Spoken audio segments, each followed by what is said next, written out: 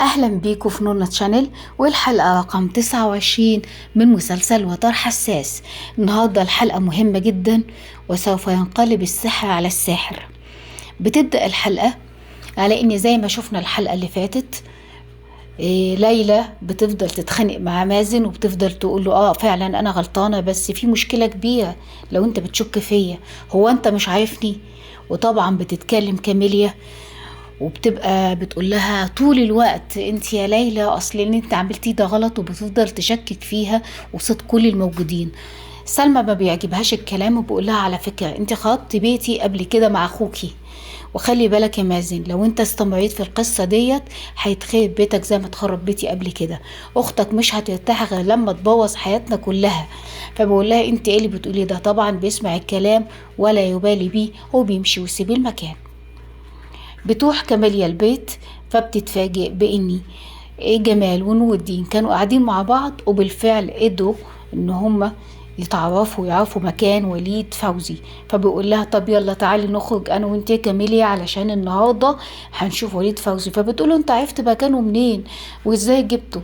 قال لها يا بنتي هي بالعقل، واحد ممنوع من السفر يبقى اول حاجه يعملها هيعمل هجره غير شرعيه، وانا جبته من الطريق ده. فطبعا بتبقى مشكله كبيره بالنسبه لكاميليا، وخصوصا فكره المواجهه.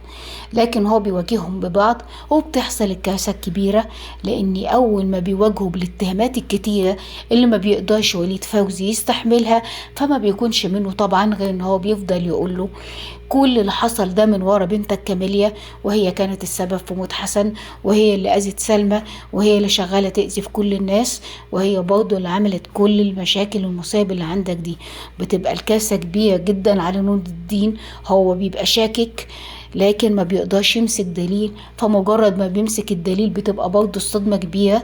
بيقول لها انا كنت حاسس بس ما عنديش دليل، ومجرد ما عرفت الدليل انا فعلا مش قادرة اتحمل.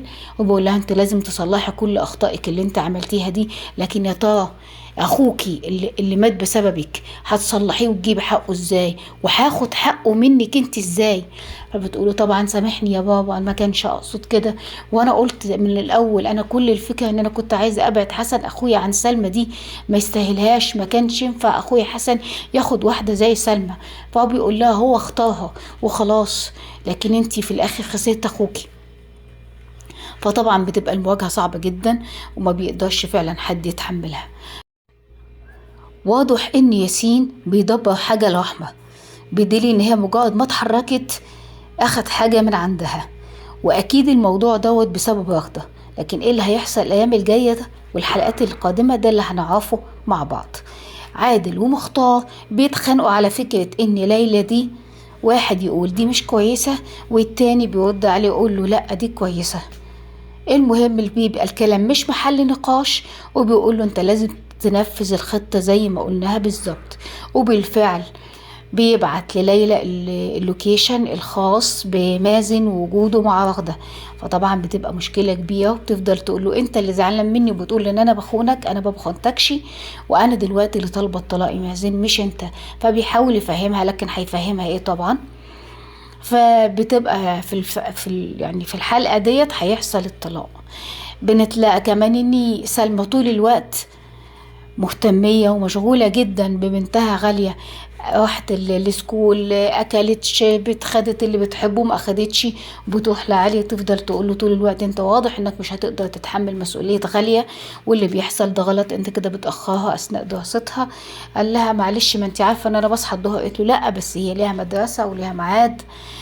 مع الوقت بتبقى غالية مبسوطة ان هي موجودة مع باباها رغم كل يعني التجاوزات اللي بتحصل، لكن مع مرور الوقت ما بتستحملش غالية النظام دوت، وبتلاقي نفسها فعلا خسرت كتير. فبتطلب من باباها لو سمحت سيبني ارجع لمامي تاني علشان خاطر في حاجات كتير يعني ما بقتش كويسة معايا، فارجوك انا عايزة ارجعها زي ما كانت. فبيقول لها طيب خلاص انا هسيبك فترة. وفعلا دي بتبقى اول حاجة بيتنازل عنها علي. ما بيتنازلش عن حضانتها كاملة طبعا، لكن بيسيبها فترة تغير جو، وهو برضه بيحاول يظبط نفسه. وبتخلص الحلقة على كده. لو عجبكم الفيديو ما تنسوناش في الشير واللايك والسبسكرايب. مع السلامة.